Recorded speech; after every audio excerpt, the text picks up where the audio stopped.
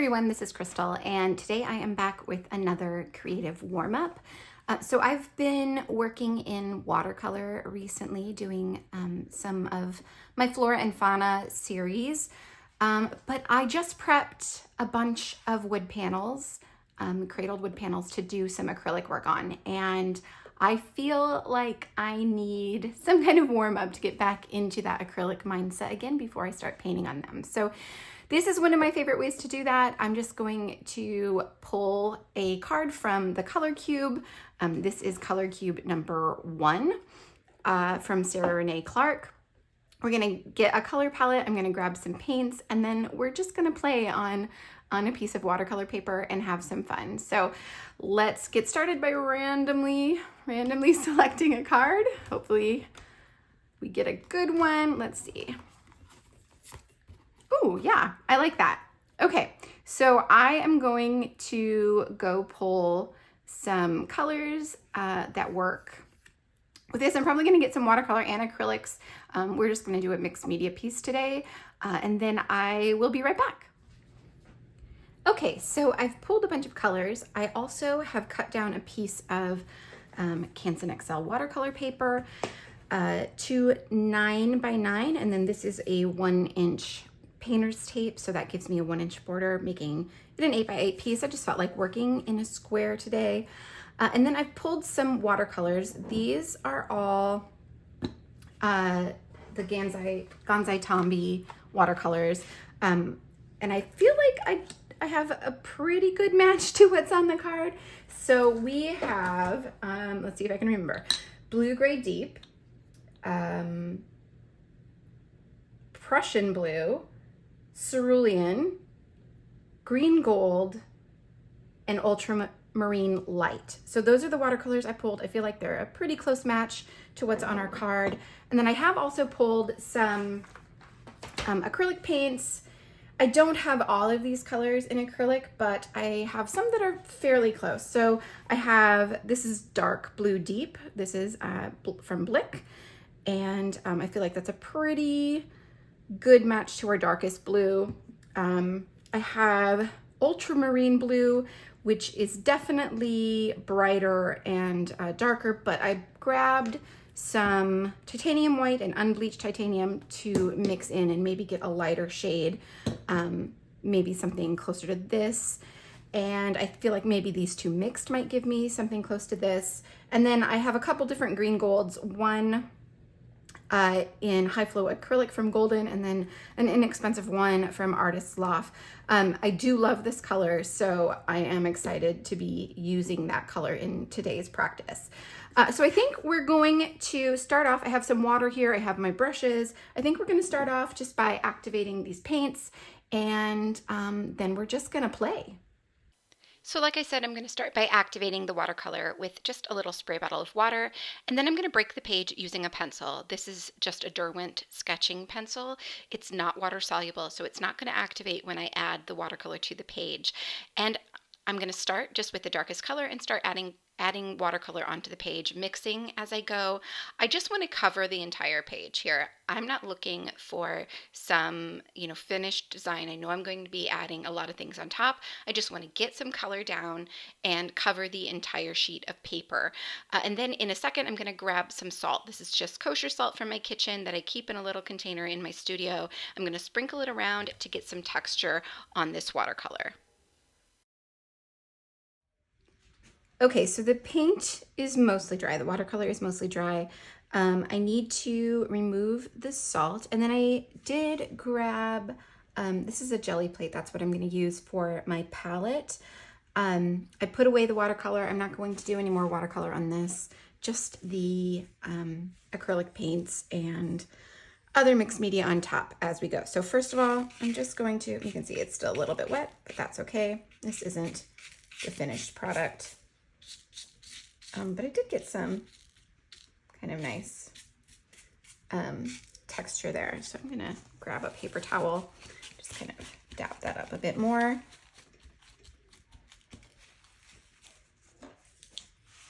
I think I got too much paint on my little brush here. Okay, so if this were gonna be the final version of this, like if I thought that the watercolor would be completely visible, I would definitely let this dry more, right? But we're going to be adding some acrylic paint on top. I do want some of the watercolor visible. That's why I added the salt, so I could get that texture. But overall, it's going to be underneath some acrylic paint. So not too worried about, oh goodness, there's a lot of salt. Not too worried about the smudging that we got by not letting it dry completely. Okay, so let's get started with some acrylics. So I'm going to start by putting some paint out on my palette. I generally start with the darkest colors. I'm not sure why. It's just generally what I do. So I've grabbed that darkest deep blue. That's a matte acrylic from Blick, and I get some of it down on the page. So as I start adding these colors, as I start adding this acrylic paint, I am being mindful of the portions of the watercolor that I want to keep visible. So there are portions of this watercolor that I really like, that I want to make sure are visible in the end product. Any parts that aren't, those parts that I particularly like, are going to get covered with acrylic paint. So I'm mixing on my jelly plate. This is a trick that I learned from another artist, and I cannot think of her name at the moment, but I will link her down below to give her credit for this idea. It's an excellent way to make use of all of the paint on your palette, right? So you can mix easily on a jelly plate, add paint, and then when you get to a point where you're finished with your piece, or you don't need it anymore, or you need a clean palette, you can simply pull a print from your jelly plate using the colors that are already there. So I really like it as a way to not waste paint that otherwise would just, dry on a palette. So it's what I've been doing lately, and I'm really enjoying it. But back to the painting at hand. As you can see, I'm just mixing different shades of blue. I have my little color card right in front of me, so I can try and get something similar to what I see on that palette, on that color palette. And I'm just mixing the two blues that I have with white and unbleached titanium, and trying to get similar colors. And then I'm going to do the same thing for that green, right? So there's only one kind of green gold color on my color palette card, but I'm going to add a few different tones or tints of that color to get some variation, right? I don't want it just to be flat. And I do have two different paints that are in that shade. So I'm going to use both of those, and they're slightly different, so that's going to give some variation in tonal quality as well. You saw me just pick up that pencil again, and I ran it through the wet paint just to add some texture. You're not going to see all of that, but you'll see some of it, and I think it just adds a little bit more interest, a little bit more texture, and it's fun to do. I love kind of scraping away wet paint on either a canvas or a piece of paper, and I love the texture that it gives the finished piece. So right now I'm kind of following the colors that I already had down on the paper in watercolor, and I'm just adding the acrylic paint in those same colors kind of over the top of it. Right, I'm just filling in spaces, keeping in mind that I want to have a good range of tones on the page, that I want the values rather to be different. I don't want it to all look very dark or all look very light. And again, keeping the areas of watercolor that I want to show through free of any additional paint. So mostly I'm just having fun, right? I'm just painting intuitively, having fun, doing whatever feels good in the moment, and going with the flow, because that's the whole point of this entire exercise. Okay, so I think I'm going to leave it here for now. I'm going to let this dry and then decide if I want to add any more to it.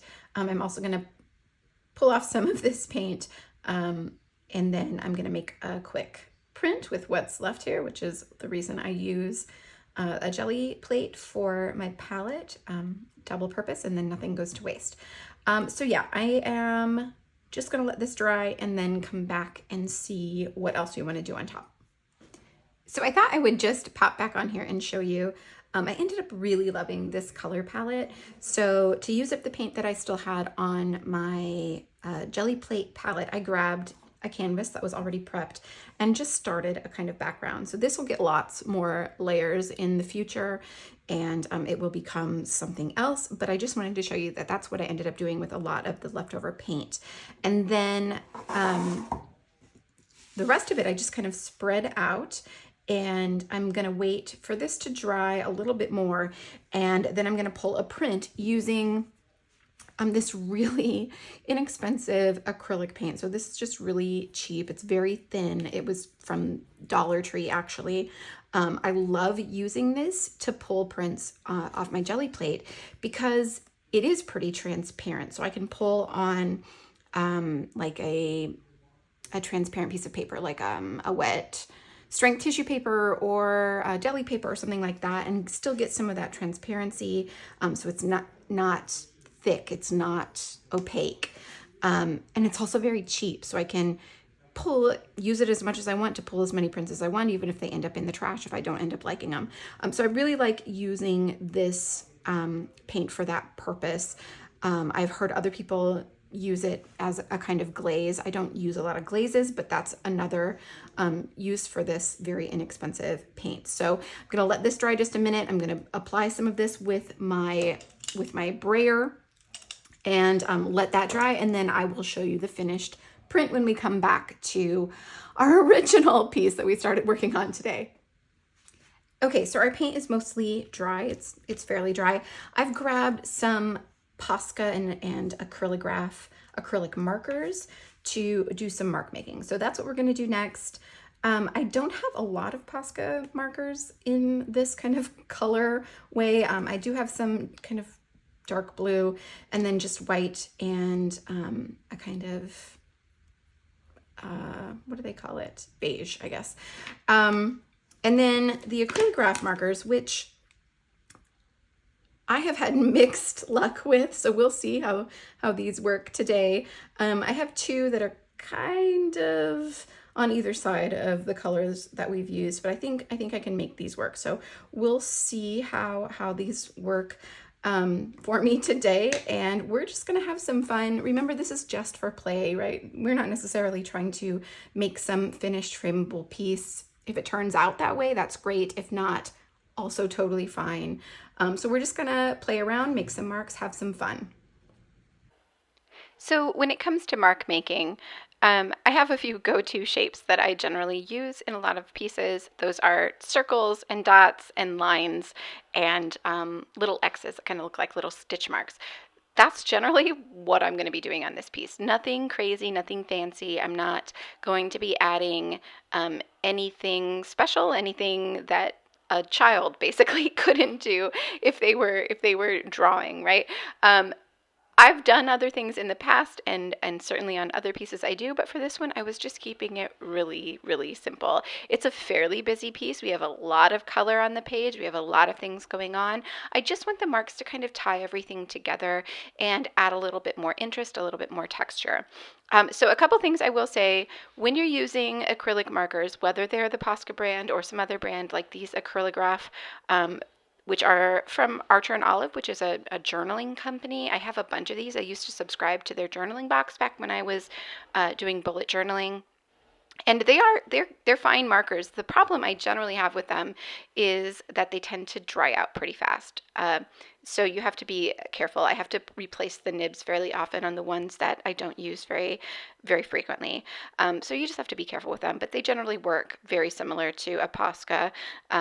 They're also very fine point as well. But with all of them, you have to make sure that you prime them. So you have to shake them well each time you use them, and you have to push down on the nib to make sure that the paint is flowing. And as you can see, even with the acrylograph pens, I have to kind of reprime them while I'm working with them, which is fine. That's typical of any kind of acrylic marker. So I'm just kind of making marks here and there with the colors that I have. Like I said, lots of circles and dots and lines, keeping it super simple. I just basically am choosing to go tone on tone in most places. So blue on blue, green on green, except for the white. I love the look of white dots on a dark value on the page. So adding white dots on top of that darkest blue on the piece is a way of kind of creating those values right in plain sight, right? Um, and then I made some circles with the blue marker, and I went back with the white to kind of add some dots in the center. I wasn't super crazy about how the circles were looking. I'm going to come back with some other things on top of that here in a second, but for now I'm just taking the smaller nibbed white marker and adding smaller dots. Like I said, keeping it super simple, lines and dots. Basically, that's all that's going on this page. Just adding some tiny dots because I love that look as well. It's something I do on almost every mixed media piece that I create. And then I'm going to come back here and talk about next steps. Okay, so I'm feeling like this definitely needs some additional texture. So I'm gonna grab some oil pastels. So these are the set of oil pastels that I have, or at least the ones I like to use the most of the ones that I have.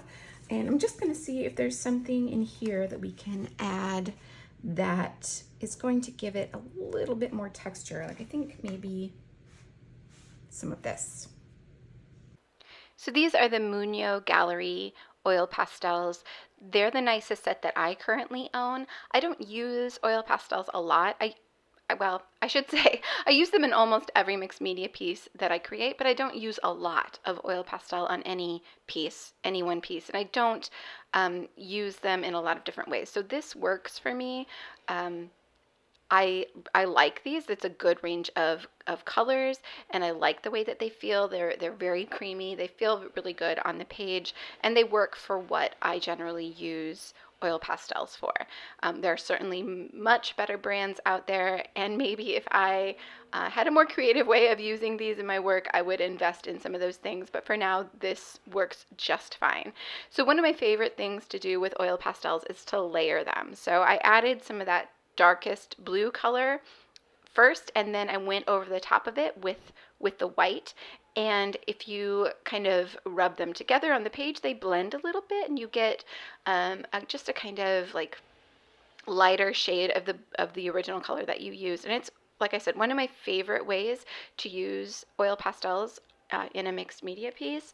And I did the same thing with another color blue over the top of those circles that I had made that I wasn't crazy about, and did the white on top of that. Of course, you can use another color. I sometimes use another, maybe just a lighter color, a lighter version of the same color over the top, and it does the same thing, right? It'll kind of mix together and blend and give you the kind of range of tints of that color.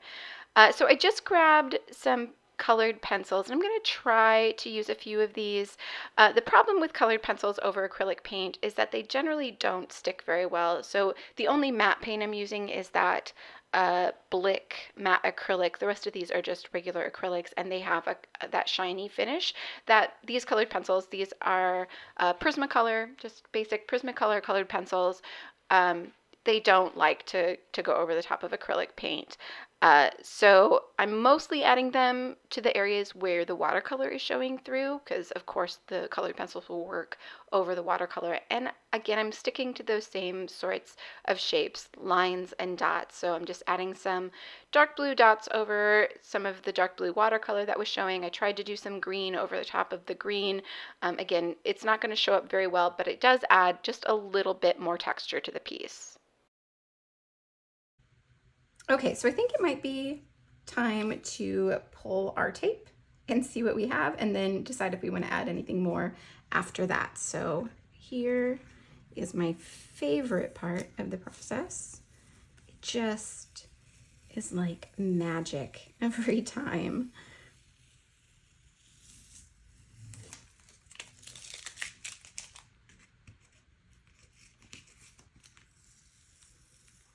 So the tape that I'm using is just painter's tape. It's an inexpensive brand of painter's tape, and it does, you can see sometimes the paint gets underneath, especially watery paint. So that's watercolor that you see peeking out there.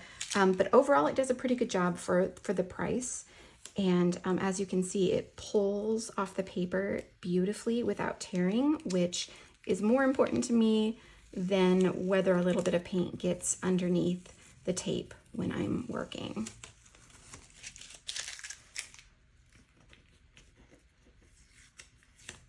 Oops.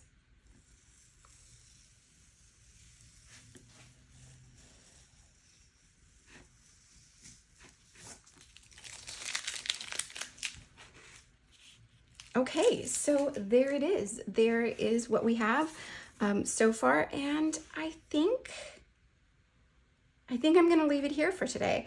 I was considering adding some gold, which I may still do. Actually, yes, I'm gonna add some gold. Indecisive. Okay, so I have a Stabilo 68 metallic in gold, and I'm just gonna add a little bit here and there just to give it a little bit something extra, a little bit something special. You could use any kind of gold for this. In fact, I considered using the Kuretake gold ink that I have and love, but this is easier and less messy, and it was right next to my desk. So this is what I'm going to use for today. I'm just going to add a few dots in just a few places and then step back again and see if it needs anything else.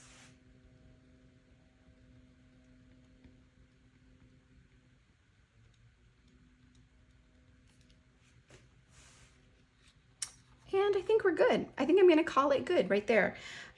So I wanted to mention that because I did use the oil pastels, I will spray this with a fixative, and this is the one that I have on hand right now. I actually have some Spectrafix as well, but I find that this works much better. I do have to go outside to spray this. It is rather stinky, so this will just make sure that even if this doesn't end up in a frame, which I'm guessing it's likely not going to, in the drawer where I keep all of the works that I have done, I guess.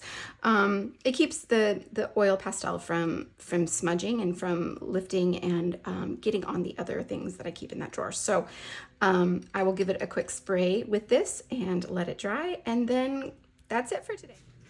I almost forgot to pull our jelly prints, so I'm gonna do that quick. It is mostly dry. It's still a little cool to the touch, so that means it's still a little bit wet, but that's fine. We're gonna see what we have. And this is just deli paper that I used.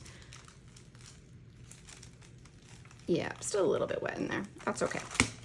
And there we go. That is our palette pull for the day today. So I hope you enjoyed this. I hope you